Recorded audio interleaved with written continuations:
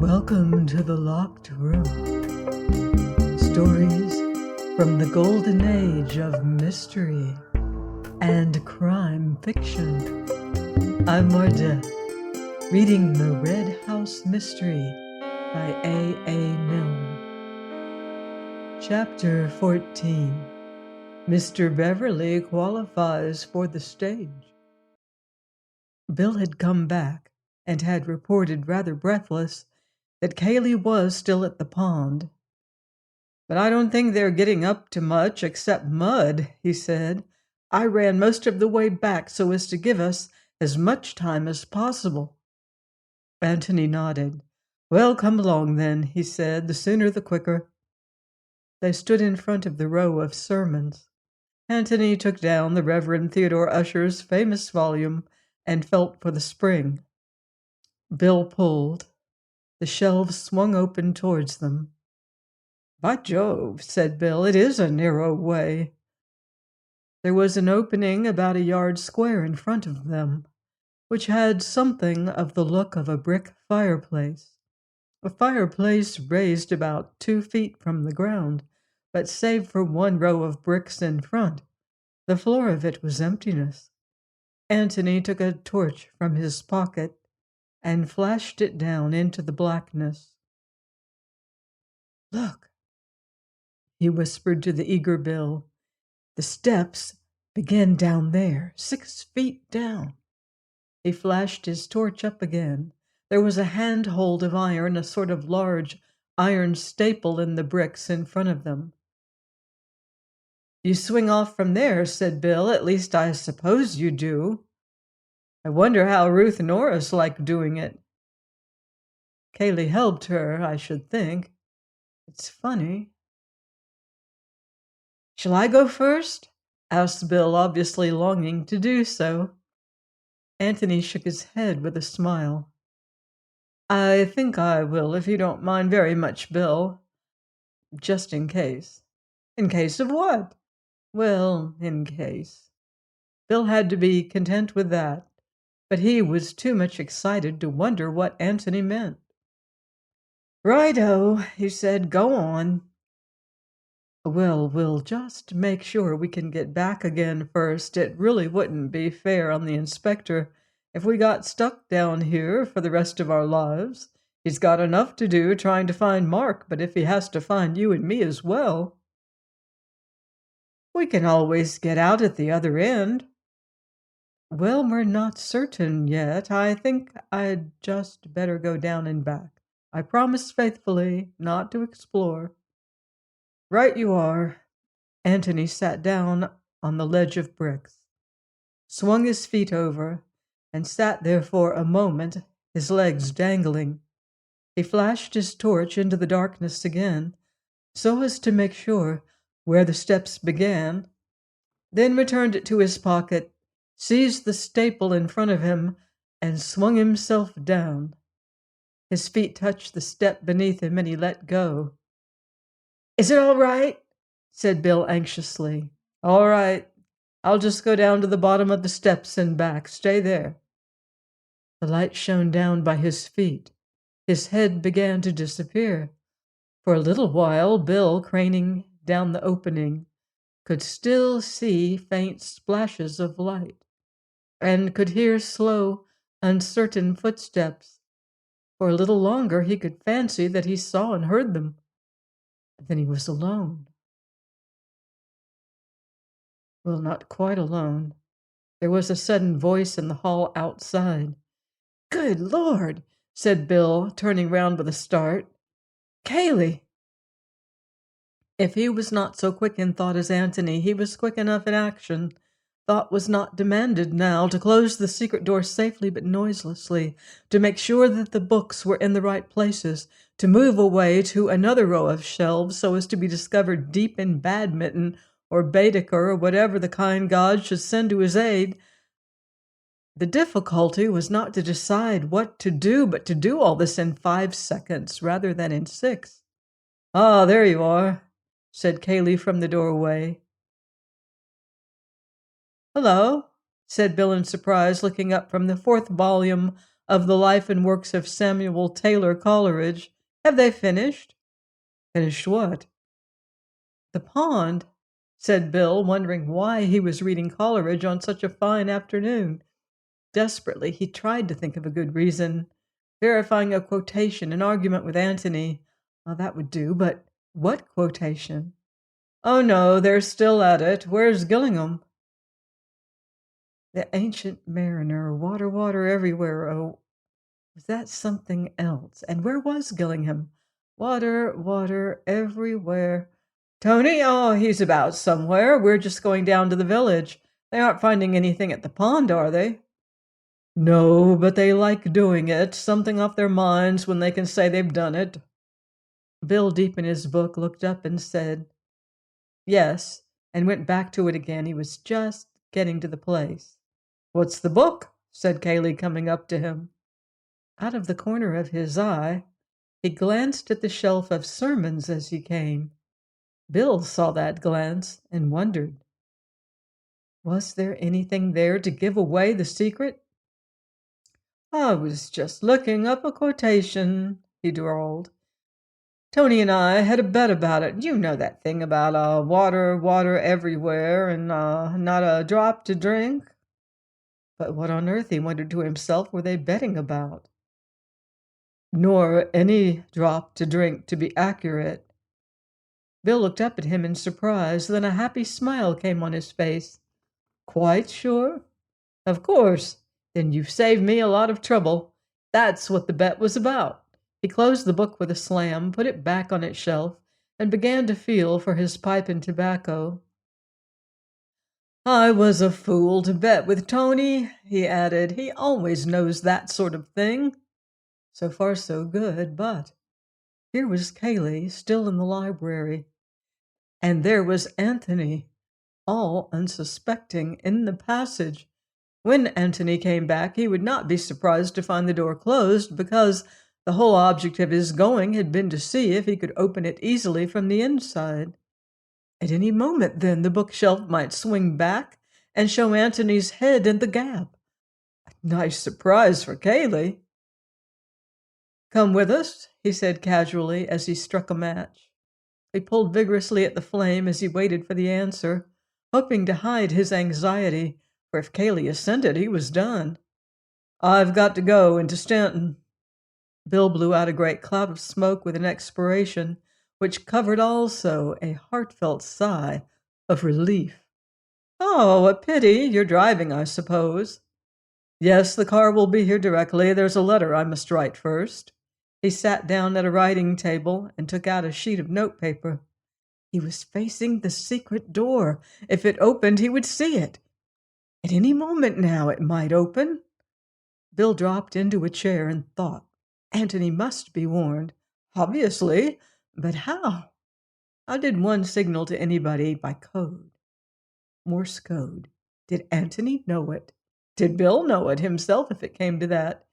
He had picked up a bit in the army, not enough to send a message, of course.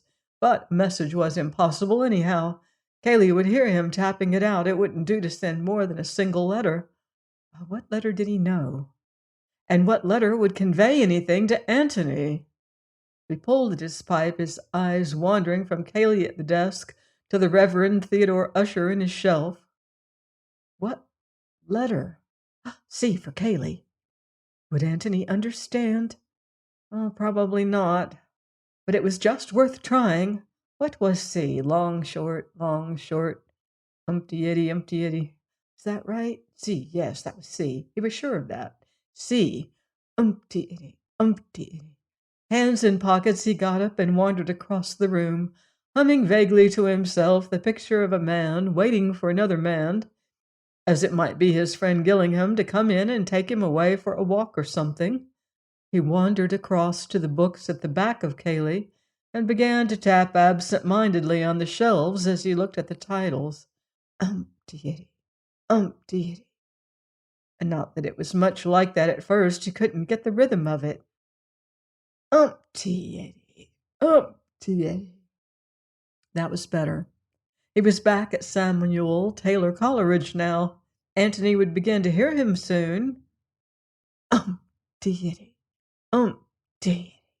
Just the aimless tapping of a man who's wondering what book he will take out with him to read on the lawn. Would Antony hear? One always heard the man in the next flat knocking out his pipe. Would Antony understand? Umpty-itty. Umpty-itty. C for Kaylee. Antony, Kaylee's here. For God's sake, wait. Good Lord, sermons, said Bill with a loud laugh. Umpty-itty, umpty-itty. Ever read 'em, Kaylee? What? Kaylee looked up suddenly. Bill's back moved slowly along, his fingers beating a tattoo on the shelves as he walked. No, said Kaylee with a little laugh, an awkward, uncomfortable little laugh, it seemed to Bill. Nor do I. He was passing the sermons now, past the secret door, but still tapping in the same aimless way. Oh, for God's sake, sit down, burst out Kaylee, or go outside if you want to walk about. Bill turned round in astonishment. Hello, what's the matter? Kaylee was slightly ashamed of his outburst.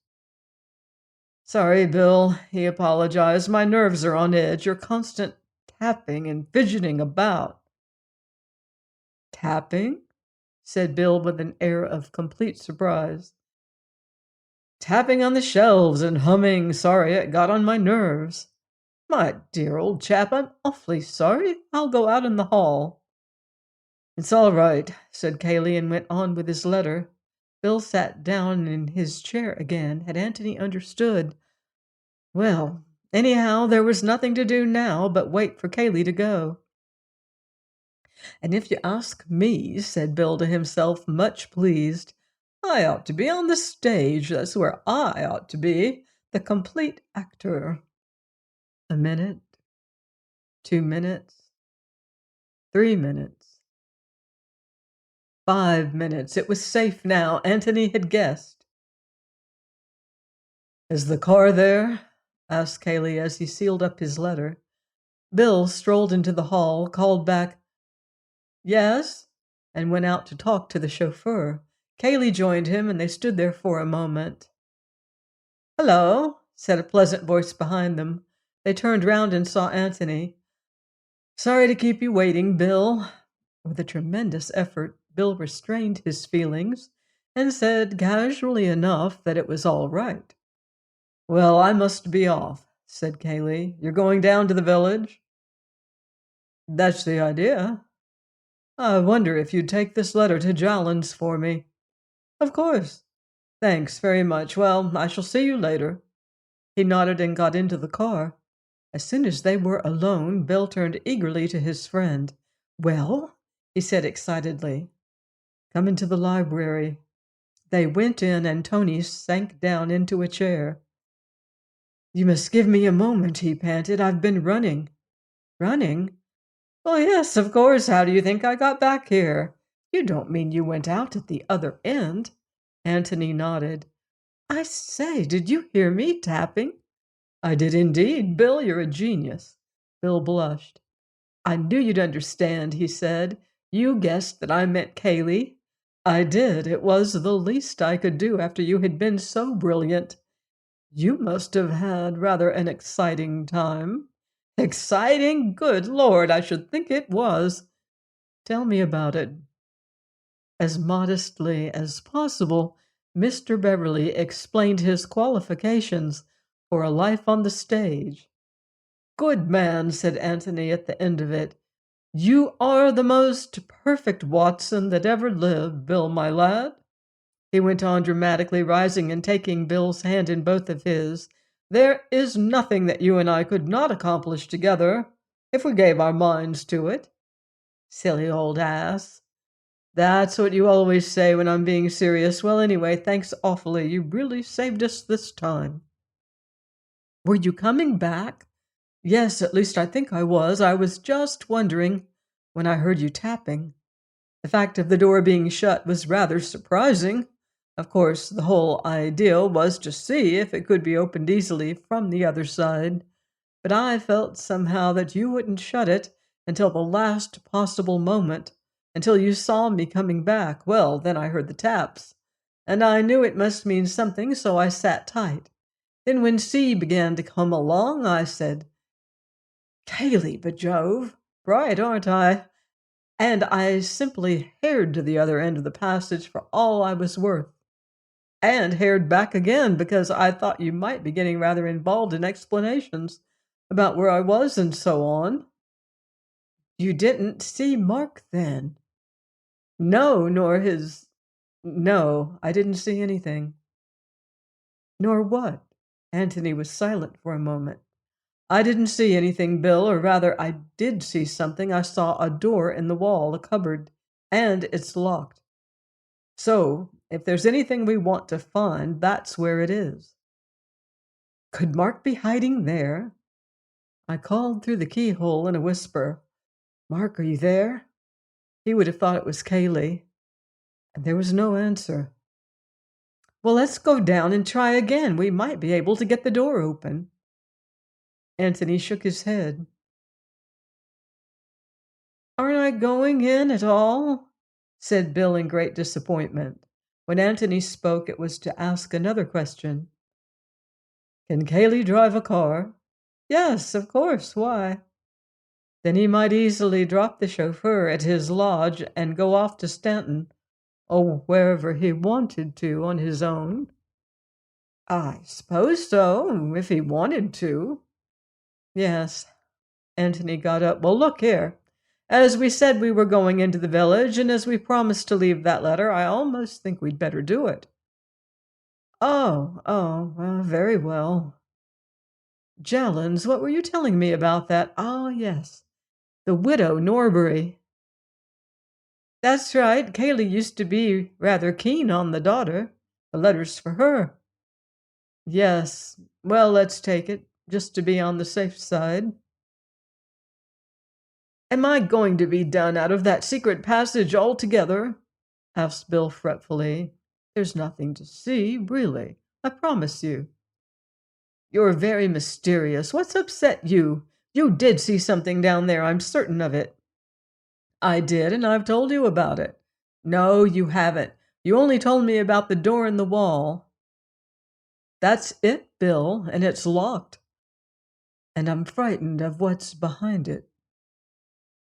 But then we shall never know what's there if we aren't going to look. We shall know tonight, said Antony, taking Bill's arm and leading him to the hall, when we watch our dear friend Kaylee dropping it into the pond. Join me next time for more secrets and suspense in The Red House Mystery by A. Milne, here on The Locked Room. In the meantime, beware of footsteps in the dark.